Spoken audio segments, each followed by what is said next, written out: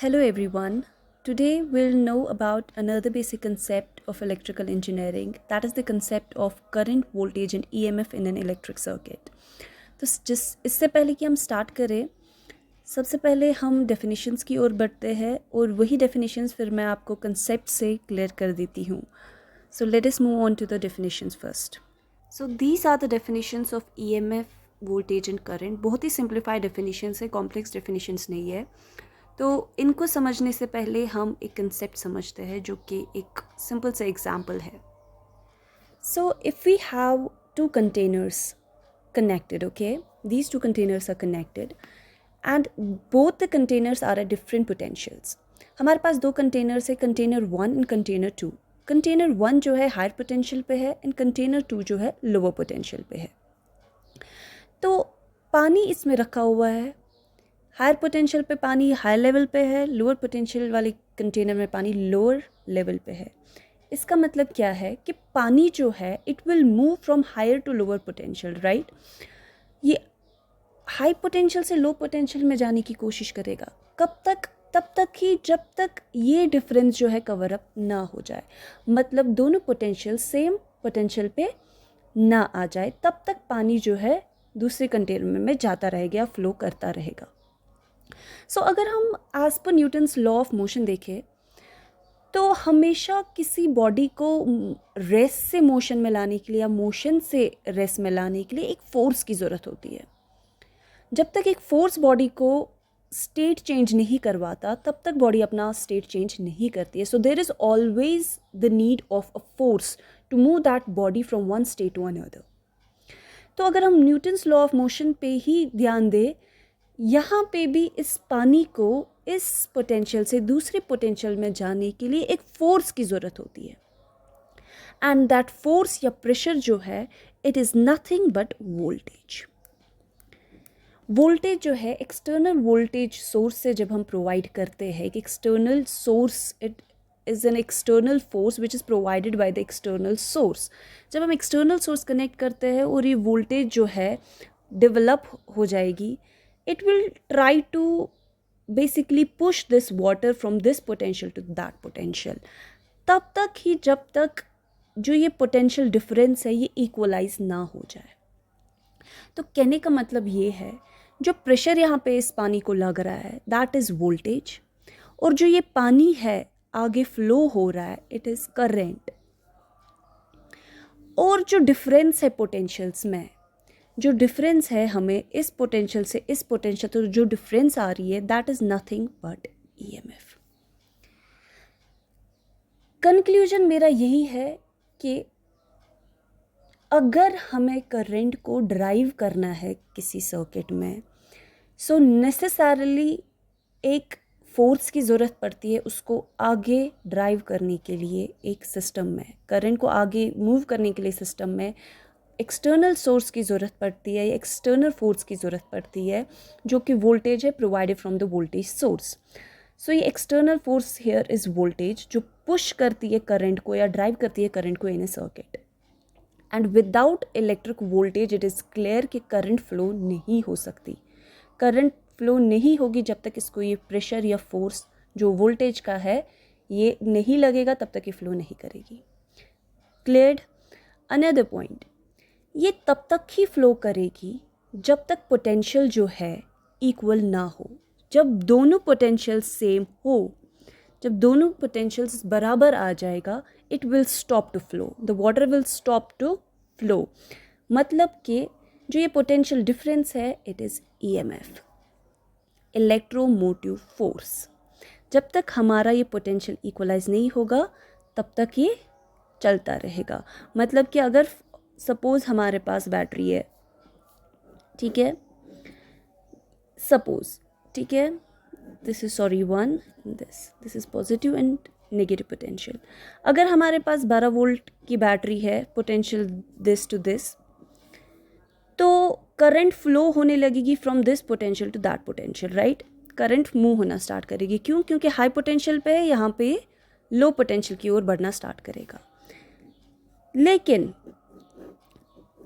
एक पॉइंट आएगा जब ये दोनों पोटेंशियल्स अगर सेम हुए, सपोज ये दोनों पोटेंशियल्स 12 पोटेंशियल है। तो इस केस में क्या होगा, कोई भी पोटेंशियल डिफरेंस नहीं है, मतलब करंट जो है it will not move. Current movement start इसमें मूव ही नहीं करेगी करंट, क्योंकि डिफरेंस ही नहीं है, दोनों इक्वल स्टेट पे है।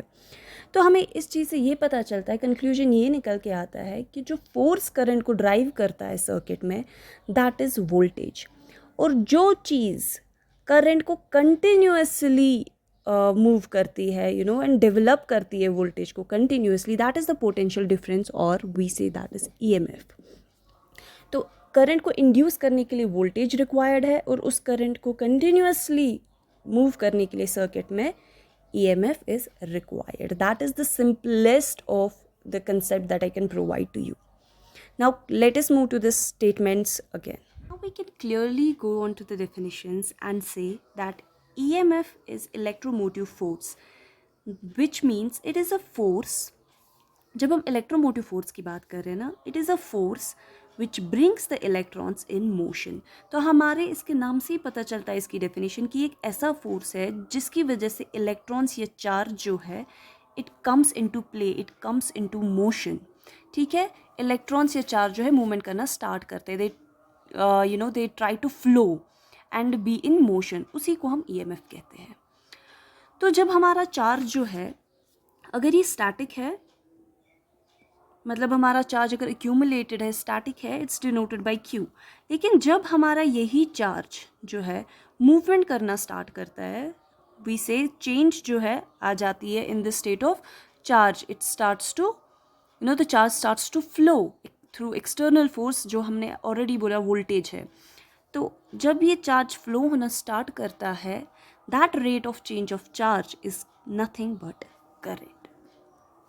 तो जो चार्ज जो है फ्लो होना स्टार्ट करेगा, that is rate of change of charge and is called as current, and the force जिसकी वजह से चार्ज फ्लो होना स्टार्ट करता है, that is voltage. So clearly coming to EMF definition, it is work per unit charge, work done in order to make the charge move and work done to make the charge flow. उसको हम EMF करते हैं denoted by E, and its SI unit is volts. इसीलिए SI unit EMF और voltage का same है, that is volt. क्योंकि अगर हम इसका देखेंगे, it will be joule per coulomb, so joule per coulomb is nothing but volts. Now coming to voltage statement, हमने कहा एनर्जी पर यूनिट टाइम है, it is energy per unit time denoted by V, और a force which pushes the charge or current to go through a loop. Like I already told you, it's a force or pressure that pushes the current or drives the current in a circuit. Or we can say it is the potential between any 2 points across any 2 points in a conductor. And its SI unit is also volts. Now हम current पे आते हैं। मैंने आपको statement already दिए that it is the rate of change of charge. तो हम EMF को थोड़ा और जानने की कोशिश करेंगे। सिंस मैंने कहा कि EMF is the force which makes the charge flow, और हम बोल सकते हैं force which makes the electrons to come into motion.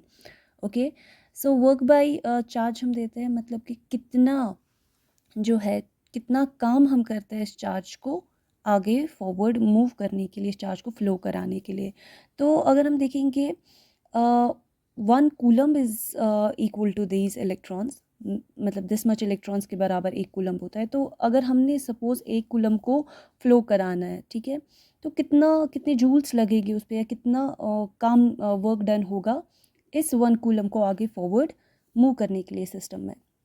So let us take one such diagram and will see कि क्या होता है बेसिकली। तो हमने बैटरी कनेक्ट की है with a conductor, with a piece of conductor, इसमें free electrons है। तो क्या होगा, जैसे हमने बैटरी कनेक्ट की, वोल्टेज डेवलप हुई, या वोल्टेज जो है उसने फोर्स, मतलब एक इलेक्ट्रिकल फील्ड, एक फोर्स जो है डेवलप हो जाएगा, एंड करंट जो है ड्राइव हो जाएगी सिस्टम में, एंड करंट जो है it will move from positive to negative terminal.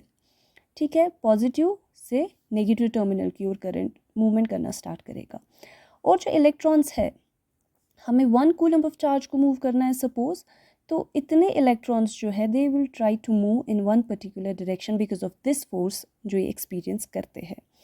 Since ये नेगेटिवली चार्ज होते हैं electrons, they will try to move from negative to positive terminal. तो आप समझ सकते हैं इलेक्ट्रॉन्स जो है इसकी और करंट की जो डायरेक्शन है, ये अनदर कॉन्सेप्ट है कि इलेक्ट्रॉन्स की और करंट की डायरेक्शन जो है वो ऑपोजिट होती है। Conventional current flows from positive to negative and electrons जो है वो मूव करते हैं from negative terminal to positive terminal, that is the opposite of current. तो इस सारे केस में हमें ये पता लग जाता है कि जब इलेक्ट्रॉन्स मूव करते हैं नेगेटिव से लेकर पॉजिटिव टर्मिनल में, मतलब कितना काम किया गया, कितना जूल्स, कितने suppose 4 joules of work is done by applying voltage from the external source to this system। तो 4 जूल्स जो है लग गए इस 1 कूलम को या इतने इलेक्ट्रॉन्स को मूव करने के लिए, that is called as EMF। ठीक है, एंड EMF जो है it is always considered more or greater than the voltage because of the potential difference। Okay, so this much of work has been done by this battery to make the charge flow। Okay, here हमने 1 coulomb move करने का try किया, तो 1 coulomb को 4 joules काम लग गया by this battery to make it flow, and this is called as EMF। So I hope कि आपको समझ आ गया होगा, थोड़ा कंसेप्ट आपका क्लियर हो गया होगा, and will come with such another topic in the next video। So do like and share and subscribe to our channel for further videos।